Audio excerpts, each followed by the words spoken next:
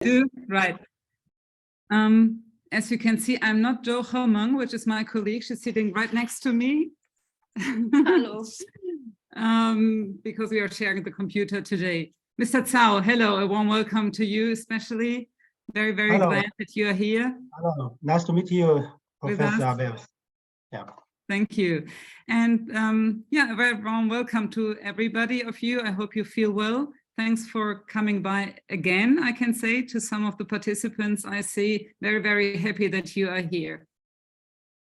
Yes, thank you, Sigrun, and very warm welcome also to our students, Max and Bohaishins, and my students, participants of our course, China Climate Change as a Chance.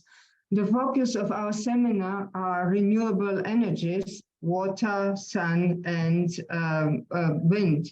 The China Lunch event, this event, is a part of our seminar in which we deal with the consequences, but also with chances of the current climate change. We talk about the opportunities that can arise in the current situation, such as social cohesion or new inventions. So, warm welcome to all of you.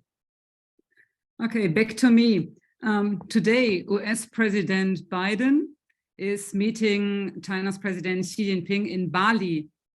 At the G20 summit, they want to talk about, as I think, economic dependencies and geostrategic rivalry. They want to define red lines, for example, Pelosi's visit to Taiwan, but they want also to find common ground and to get closer, as I guess. Climate protection will certainly be discussed, and certainly also questions of energy security, which brings us to the topic of today. In our China Lunch series, we talked about last semester about climate issues, and we will do this in this semester. Mr. Cao will be the first one today. I think most of you know our Urbanics project already. We are running for 5 years already and trying to combine China alumni and Germany alumni in the subjects of urbanization and urban development. And certainly climate is a top subject concerning this. You can see 2 new faces, or at least 1 new face at the moment, which is belonging to the team. This is Ms. Xiaogao Li. Maybe you can wave your hand, Xiaogao Li.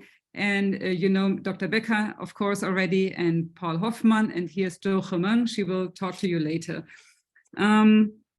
Yeah, what is the China Lunch? Normally, we meet in a seminar room. I mean, normally, what is normal? Normal is the situation that we have to deal with COVID pandemic still, regulations. And so normally we met in the seminar room and we had a little talk and discussion and lecture and some lunch after that together. We can't do this at the moment still. We are doing these online formats, which is fine, so that Mr. Cao from China can dial in, otherwise it would be difficult. And we sent you with our invitation a recipe, so you might have cooked something on your own. And as Tanya wrote me down, Mr. Cao's favorite, one of your favorite dish is Buddha's feast with mushrooms and tofu, and maybe some of you cook this, so enjoy your meal afterwards. Yeah, as I said, the China Lunch is dealing with climate issues today. And now I don't want to make wait longer for Mr. Cao. I only hand over to Hemeng for 2 minutes to introduce our speaker today. Oh, I'm so dark. Hi, can you see me? Hi, I'm Zhou Hemeng. Nice to meet you. And now please let me introduce Mr. Cao Dazuo to you. So Mr. Cao Dazuo has worked at RWE. This is an abbreviation till 1990s. It was called Rheinisch-Westfälisches Elektrizitätswerk AG. So yeah, RWE for 14 years and is engaged in technology and management of coal mining industry, like and also industry waste treatment, international carbon emission trading, energy conservation, as well as renewable renewable energy resources, etc. And he used to be RWE Climate Action's chief representative in China for a long time. He joined China Co-Technology and Engineering Group, which is CCTEG, in 2022 for energy strategy research and international cooperation and exchange. So he works with a lot of international partners as well. And dear Mr. Cao, we are very delighted to be able to invite you to our China Lunch series, and we are very looking forward to your presentation. So a warm welcome, and the stage is yours. Thank you, Ms. Zhou, and yeah, thanks also for your invitation. And it's a very big honor for me to take part in this event. And especially Professor Abel said it's the first time this semester. And it's a great honor for me. And so let's start with our presentation. I'm going to share my screen first. I hope you can you see my? Yes, we can see it. Yes? Not, Okay. yeah, perfect, great. Go ahead. Okay, so you can see the full screen now, yeah? Yep. Okay, so Ms. Zhou talked to me, I think in August or September regarding this event, and I thought a little bit, and we decided to not to give you a scientific or academic report, rather than a general introduction about some efforts, examples of efforts and practice in China's climate protection area, to give you some indication or help you with your further research or study. So my presentation today mainly has 4 parts. The first part, I will give you some background information regarding the global warming. Second part, I will show you some examples in China has been done. And the third part, I will show you a case in China regarding the industrial upgrading and the transformation. We take Shanxi province as the example. And the last part, finally, I will use 3 or 2 slides to give you an impression about my current employer, CCTEG, and its business. So, first part, the background and facts. From this curve, you can see, I think most of you are not, you are already familiar with global warming, the topic, and you see the average temperature has increased more than 1 degree centigrade since the pre-industrial times. That's why the whole world is putting attention in this field. And you know the well-known Paris Agreement. The target of this Paris Agreement is to keep the global warming below 2 degrees centigrade, and ideally below 1.5 degrees centigrade compared to the pre-industrial levels, because even this 1.5 degrees centigrade will bring or cause very severe problems in the weather area. Next slide, you can see most of the major economies of the world have set up net zero target, or you can also call it carbon neutrality targets, including China. Our President, Mr. Xi Jinping, has pledged during the general debate at the 75th UN General Assembly on 22nd September 2020 that China will try to achieve the carbon peak before 2030 and the carbon neutrality before 2060. And these curves are showing you the comparison between China, USA, and EU's carbon neutrality process. And you can see that China will use only 30 years, or China is planning to use 30 years to achieve the carbon neutrality, because we will try to reach a carbon peak at 2030 and achieve the neutrality in 2060. 30 years. comparison with Germany or Europe, most of European countries, the process is going around about 60, 70 years, because in Europe, most countries have peaked their carbon emissions in 19th or 80s, yeah, last century.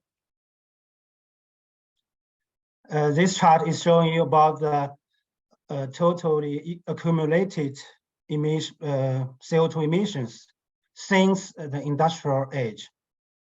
You can see USA has the largest share, and China follows, and the other main industrial lands follow as well. So China is not the biggest emitter, also in total. So next chart shows you the per capita emissions of the main economies of the world. From this chart, you can see that China has even a very low per capita value compared to the other industrial or rich countries. Yeah, here are some figures. China's total emission has reached around about 10 billion tons of CO2 equivalent last year, but per capita emissions is still much lower than US and the EU. And as you all know, China is called as the world factory. Yeah, China is very important in the world supply chain management in the whole production or manufacturing fields. Therefore, 30% of the total emission in China is related to the export business. And actually, it's caused by the consumption of other countries. So the second part, let's see some examples about China's efforts and practice. And I will show you in the following aspects. For example, the emission control, like the reconstruction of power source and coal to power, coal to gas, and renewable energy resources, and foundation of emission trading system in China. And then I will take Shanxi province to illustrate the industrial upgrade in China. And also afforestation is also a very good tool, a very important tool to reduce carbon emission. And last, also about the improvement of the awareness of the whole society. So we come to emission control, then you see the two pictures here, which show very good contrast taken in Beijing. The first one is maybe the photographer is standing on overpass in Beijing, the city center. The second one is taken in front of the National Stadium. You can see the difference between the good weather days and bad weather days in Beijing. And I'm sure that you all have heard about the bad air quality in Beijing several years ago, especially 8 or 9 years ago.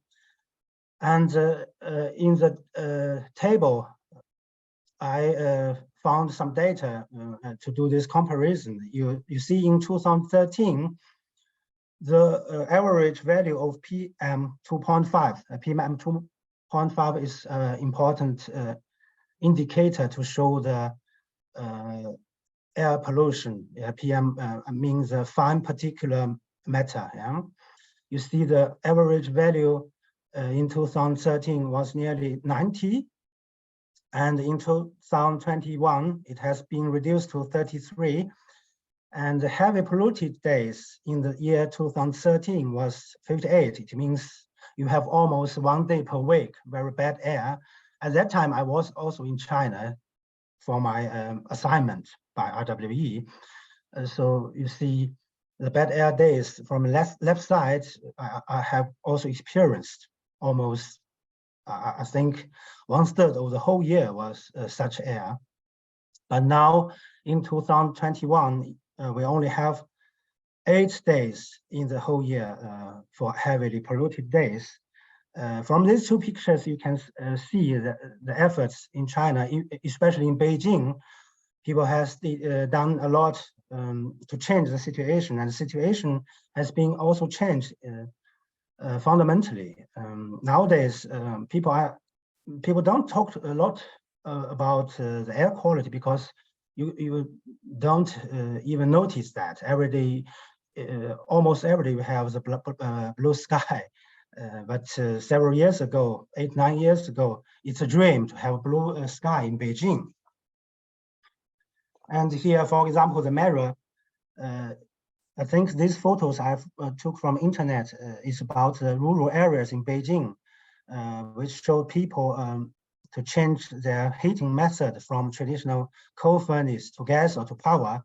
From left picture, you can see the old gentleman is burning coal directly in that furnace, and the heat or the hot flue gas will go through the pipe or the tube around the roof. Then the room will be warmed up. I'm not sure whether you are familiar with this, because in Germany, I never saw that, but in China, in my generation, it was still popular 20 years ago in North China for the heating.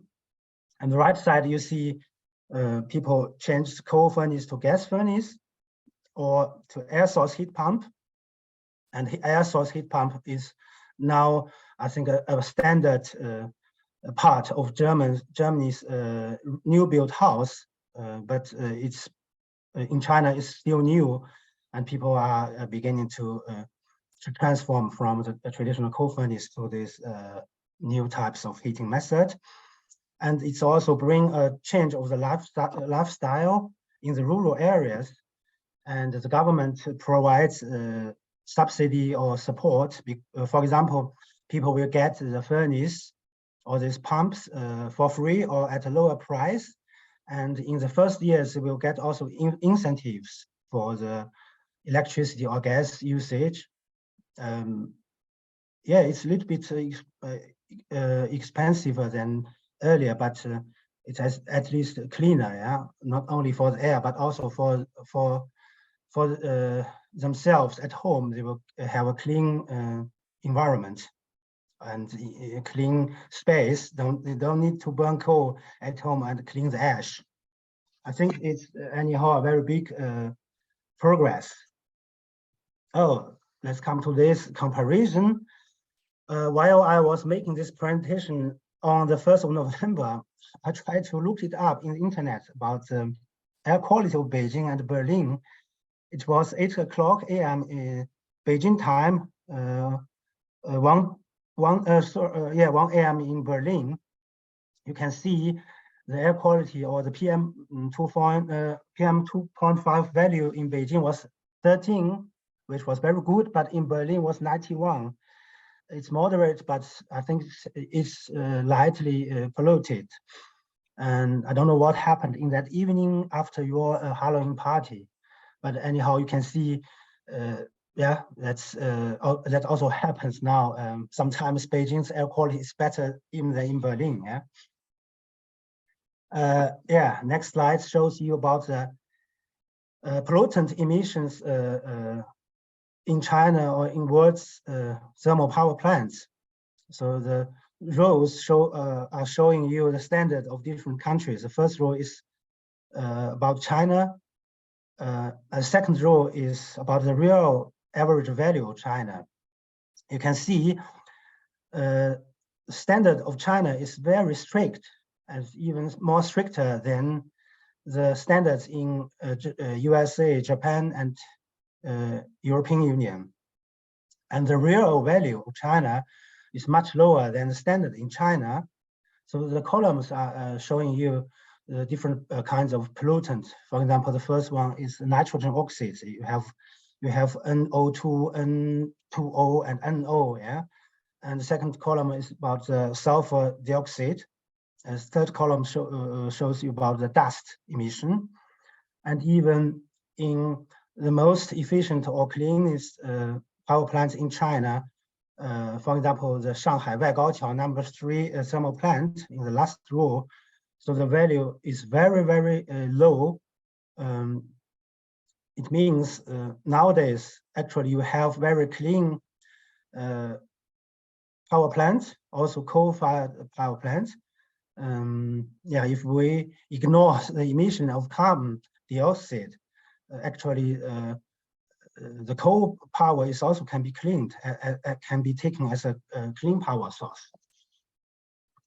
And this chart shows you the average coal consumption in China's coal-fired power plants. From 2011 to 2020, in these 10 years, you can see the average consumption of coal for producing 1 kilowatt hour.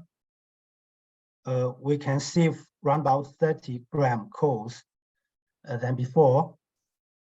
The value in 2011 was around about 330, and now the average value in 2020 was around about 300. Yeah? And as I mentioned, in Shanghai Gaoqiao third thermal power plant, the value is lower than 270, which equals to German standards, or even better than some German coal-fired power plants. So next chart. So you can see this is the installed electricity capacity by fuel in China in 2011, 10 years ago. You can see the coal took a big proportion, 65% in the whole installed capacity, followed by the hydropower, means water power, with 22%, and the wind, solar, and natural gas, which means clean energy, take only less than, I think, around about 10 or 12% totally. And next chart shows 5 years later, you can see the proportion of coal capacity installed has reduced 7% in 5 years, and the wind, solar power, PV energy have increased very quickly. And the right chart is a prognosis of International Energy Agency to show you, in 2040, the renewable energy will take the major part of China's electricity capacity, and coal will be reduced to 32. And now we come to the development of renewable energy sources. This chart is showing you the installed capacities of installed renewable energy worldwide in 2021. And you can see China has the largest capacity of 1,000 gigawatt in total, and followed by US, which only have has maybe 1/3 or less than 1/3 of China's capacity. Here are some photos or examples in China to show you, so we can see in China, people also installed onshore and offshore wind turbines. And everywhere in China, if you travel everywhere in China, you can see on the mountaintop now, windmills and solar PV panels are installed everywhere. And the upper left one is typical molten salt thermal power station, which is different from the traditional solar PV panels. Solar PV panels mean solar photovoltaic. Here the molten salt means, so you don't use PV panels, but mirrors. It's just like mirrors, concave mirrors distributed in concentric ways. So in a circle surrounded the central tower. This project is located in Western China, in Qinghai province, in the desert. And the tower in the center is around about 260 meters high. It's very high. And in the tower, there are 2 tanks to store the salt. Salt means mixed nitrite, I think sodium nitrate and potassium nitrate. Yeah?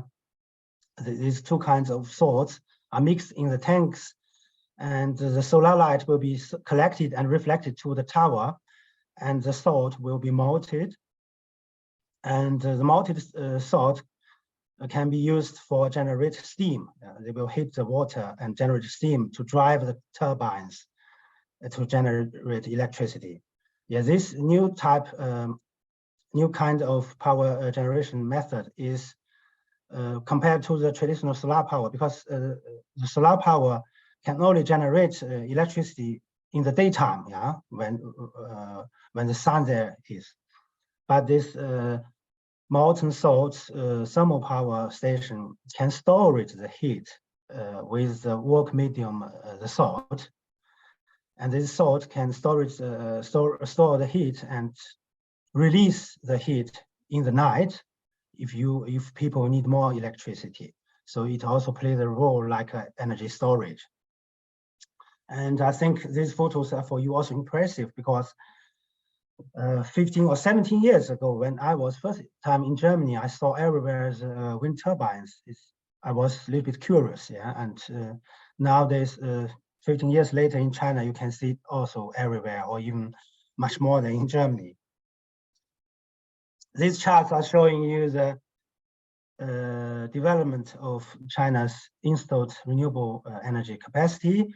The upper left one is the onshore wind capacity increased in 2017 to the first half of this year, and the lower left is showing the offshore wind capacity in the same time, and the left upper right one is to show you the installed solar capacity, solar PV capacity. You can see the tendency is always increasing, and the lower right is to show you the cumulative installed capacity and growth rate of China's electrochemical energy storage, or you can see the battery storage. Next slide is to show you the development about electric cars or electric vehicles in China. The chart is to show you the total amount of e-vehicles in China in 2016 to 2021. And the lower left picture is a electric taxi in Taiyuan City. We will come later to the Shanxi province. Taiyuan is the capital of the Shanxi province. And Taiyuan has replaced more than 8,200 traditional oil or diesel taxis with BYD. BYD is a Chinese mark in the electric cars. And they changed more than 8,200 traditional taxis with BYD pure electric vehicles, and has become the first pure electric taxi city in the 2016. And the right chart is to show you the not only we just saw the development in the taxi area, not only in the taxi, but in China in the public transportation area. You see here from the right chart that all the buses, yeah, are under retrofit or under change to the electric vehicles. And you can see in 2016 the total proportion of the e-buses was around about 15%, and in 2020 it's more than 50% in total. So it means in China's cities, more than 50% buses are now electric. So next slide is to show you the construction of national carbon emission trading scheme in China. China has begun the planning work or preparation work in 2010, and to build up this the emission trading scheme. And in 2014, 7 pilot markets have been set up, and in 2021, the national market was officially put into operation, and more than 2,000 key emission units have been put into this operation because the power sector takes around about half of China's total carbon dioxide emission, which equals around about 4.5 billion tons of carbon dioxide equivalent. And you can see overall, the carbon market could contribute to reduce China's emissions additionally by 200 to 300 million tons per year in the base case. So the base case means the below curve means the government just issue the policies or measures to improve the trading activity in the carbon market. And the orange curve is to show you the absolute cap scenario. It means absolute cap means the government not only issue different kinds of measures or policies to improve the emission trading, but also they will make a total cap. Cap means they will set a total amount of the carbon emissions, which means all the companies have to share this amount. Yeah, and in this scenario, the emissions additionally reduced will even be more than 200 to 300 million tons per year.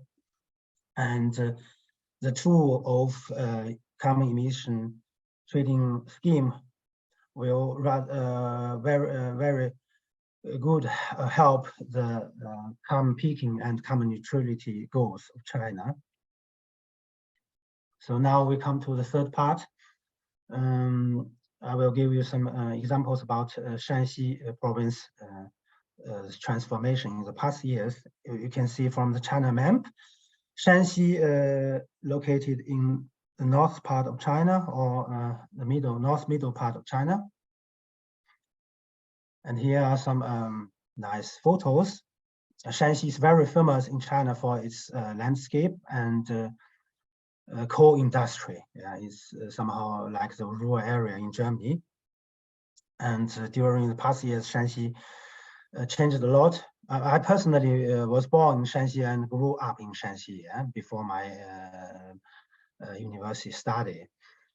And you can see in these nice photos, we have very good land sceneries. And during the past years, the environment has been changed a lot. Also in the industrial sector and agricultural sector, people made a lot of progress. And next slide, you can see these photos were taken 30 or 20 years ago, also from Shanxi. I'm not sure whether most of you or some of you certainly have still the impression about China or about Shanxi in this combination. Actually, there was a report last year, 1 year ago, rightly 1 year ago, reported by Frankfurt Allgemeine Zeitung, which is a very famous, one of the most important newspaper in Germany, reported by Friederike Berger, who also introduced Professor Abels to me. And I was interviewed by her, and in this report, I was interviewed and also introduced several people from Shanxi province to be interviewed, and she made this article. I must honestly say that this article was done relatively objective. However, from the right screenshot, you can see one sentence was implanted. The topic, climate protection, was so politicized that the coal miners denied to be interviewed because they don't want to be the traitor or betrayer of their country. So I think except this sentence, the whole article was very good. And it's also it's somehow a custom, I think, in German media or in your TV program or newspaper or magazine.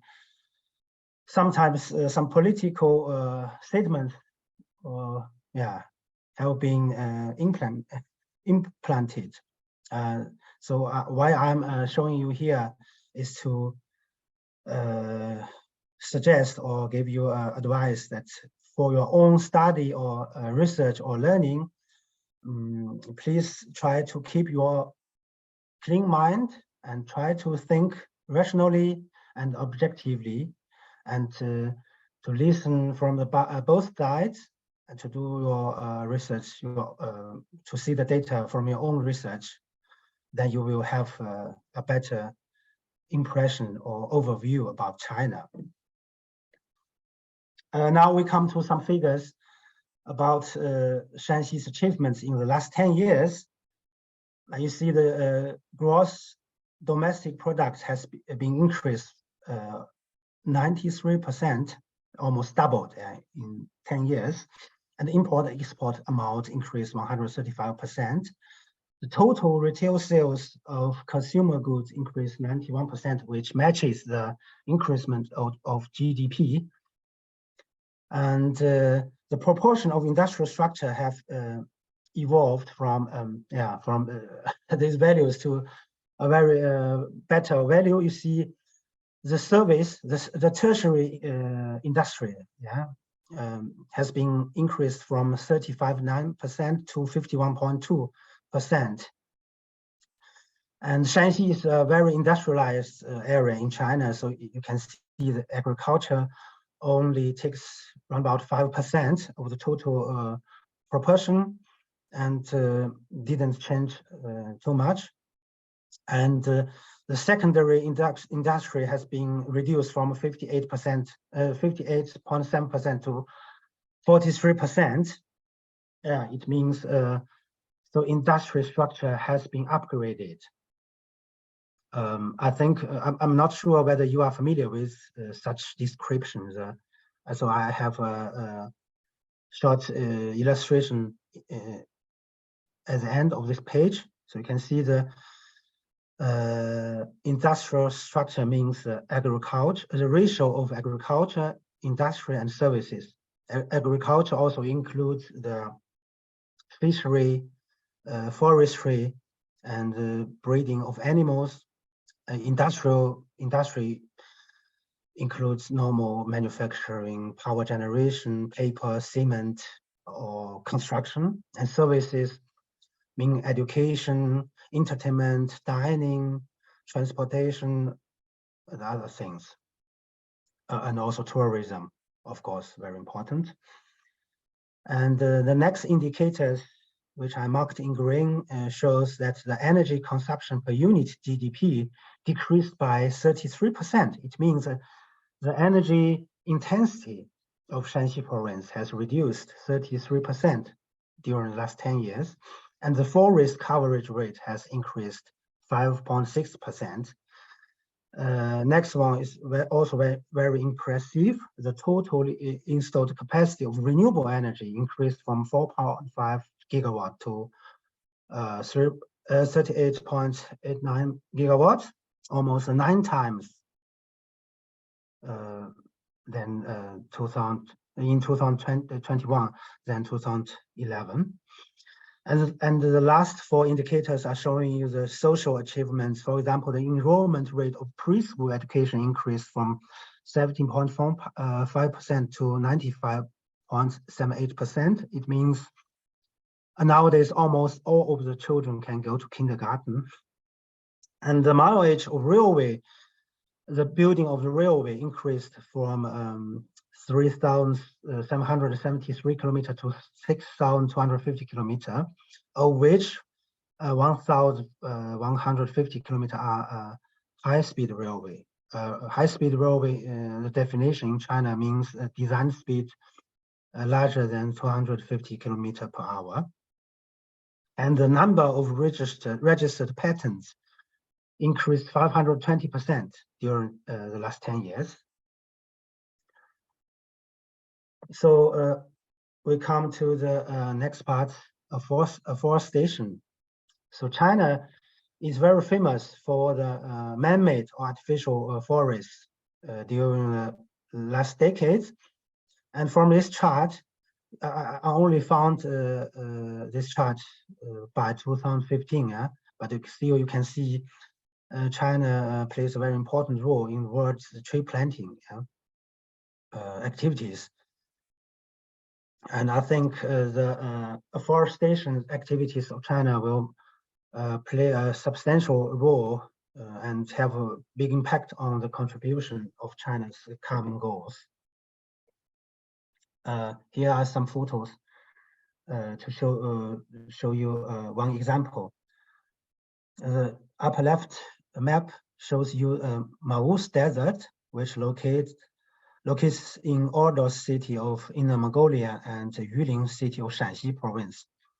This desert is round about 42,000 square kilometer. The area is round about the whole federal state Lower Saxony, in German Niedersachsen. Yeah? And nowadays 80% of this total area has been planted with trees or covered with vegetation. During the last 6 years, people has done a lot of work. You can see from other photos, the upper right, you can see these squares, small squares, was taken to fix the desert because the sand hills will move always due to the airflow or the wind flow. So people have to at first fix the sand with this. I think these are the straw or the straw from agriculture. Then after fixing the sand, they will plant trees or covered with grass seeds. And from the lower pictures, you can see nowadays the most of the area are covered with vegetation. This case, you can also look it up in the internet or in the UNDP website. It's a very famous case about afforestation work worldwide. And this slide is to show you activities being done in China to improve the social awareness about the low carbon life or green development, or to call it sustainable development. And I think 10 years ago or 15 years ago in Germany, most of people were already aware about environmental protection or the emission reduction projects. But at that time in China, it was still a new topic. Maybe the well-educated people know about that, but not the normal people. But nowadays, the government tried a lot or did a lot of efforts to organize different kinds of activities. For example, in schools, children will get lectures or different kinds of activities to know about the low carbon development, and different kinds of forums, seminars would be organized. Even in the countryside, you can see from the lower middle picture, in the countryside, people also tried to do some advertisement to let people know about the low carbon life. And also in everywhere outside in the parks or even in the public traffic vehicles, you can see the advertisement everywhere about this. And honestly speaking, the awareness of the whole society about the low carbon development or sustainable development has been fundamentally improved. Yeah, that's about the efforts and practice in the area of China's climate ambition. And finally, I will use 2 or 3 slides to introduce about my employer, CCTG. CCTG, the China Coal Technology Engineer Group, was merged by two institutes. One is called China Coal International Engineering Design Research Institute, and the other one is China Coal Research Institute. These two institutes was reconstructed together in 2008 to build this company. And from the right photo, you can see this is a building of our headquarters in Beijing. And CCTG plays a very important role in China's coal industry and covers the full chain of the coal industry in China. And it has designed 80% of China's coal mines, created more than 80% of the advanced technology and equipment in coal mines in use. And yeah, the other indicators shows that CCTG had also a lot of achievements in the scientific and technological areas. But in general, CCTG has around about three branches or three sectors. The first sector is the basic research and development in the coal science and coal mining engineering area. The second one is the engineering and construction activities in the coal-related areas. The third part is manufacturing of coal machinery. And here you can see some photos about CCTG products. The upper left one is a typical coal mine in China, developed or planned by CCTG. I think this coal mine is also located in the most desert, which we just talked about in the afforestation part. Yeah, and you can see some typical mining machine, the tunneling machine in the upper left one, and the upper middle one, the tunneling machine and the transportation vehicle underground. And the lower left one is to show you a recultivation, post-mining recultivation, because 15 or 10 or 15 years ago, after mining, people just let the lands as untreated. And nowadays, people have to do the restoration after mining activities to plant trees or cover the area with vegetation. And CCTG has also a team to do that business.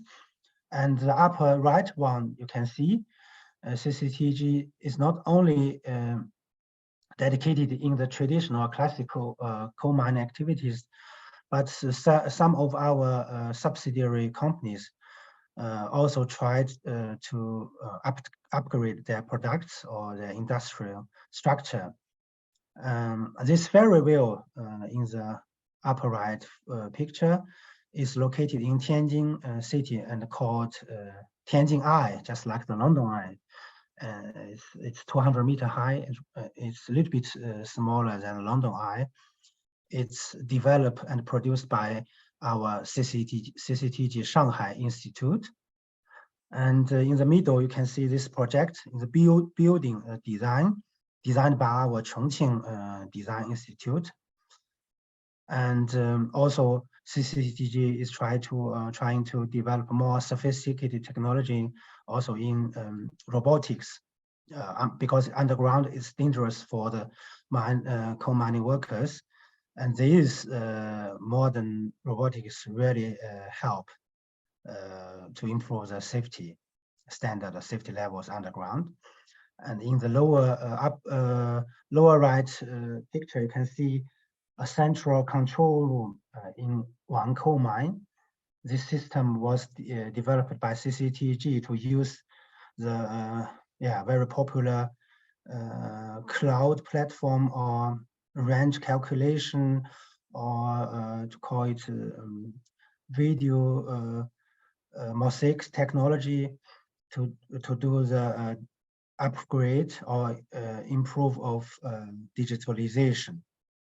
All those kind of measures could improve China's coal mining safety.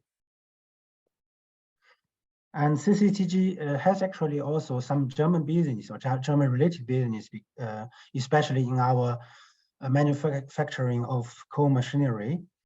And CCTG plans to expand the German business and would like to set up a branch company or a research and development center in Germany next year. It has been fixed and has been approved by our board already. And CCTG is searching cooperation opportunities with German institutes or German companies in the fields of coal science and technology, smart mining, intelligent manufacturing, artificial intelligence, Internet of Things, digitalization, and also in the low carbon technology and sustainable development. In those areas, we can do a common research and development and talent education or training. Also, we can, both sides can expand the market shares worldwide commonly. And also CCTG is aiming to maybe directly purchase some German companies or shares of some German companies. We call it M&A, merge and acquisition. Yeah, ladies and gentlemen, I think that was my slides presentation.